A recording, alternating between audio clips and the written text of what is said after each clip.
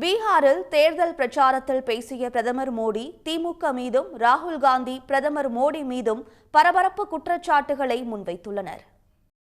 பீகார் மாநில தொழிலாளர்களை தமிழ்நாட்டில் திமுக உரிய முறையில் நடத்தவில்லை என அம்மாநில தேர்தல் பிரச்சாரத்தில் பிரதமர் மோடி குற்றம் சாட்டியுள்ளார்.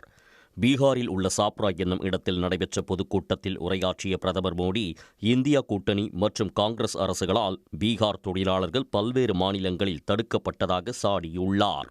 இந்தியா கூட்டணி கட்சிகளில் முக்கிய கட்சியான திமுக ஆளும் தமிழ்நாட்டில் ஆளும் கட்சியினரால் பீகார் தொழிலாளர்கள் உரிய முறையில் நடத்தவில்லை என அவர் குற்றம் சாட்டியுள்ளார்.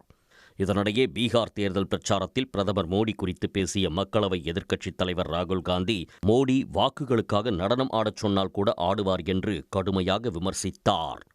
अगर आप कहोगे नरेंद्र मोदी जी आप ऐसा ड्रामा करो वोट के लिए वो कर देंगे,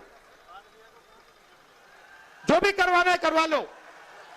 मैं कह रहा हूं आप उनको कहो कि देखो भैया हम आपको वोट देंगे, आप स्टेज पे आके नाच लो, वो नाच लेंगे. नाच लेंगे, कह रहा हूं आप कोशिश करो. मोदी जी आइए, स्टेज पे आइए, भाषण मत दीजिए, डांस कर दीजिए, हम आपको वोट देंगे, देखना कर देंगे. जो भी करवाना है करवा लो.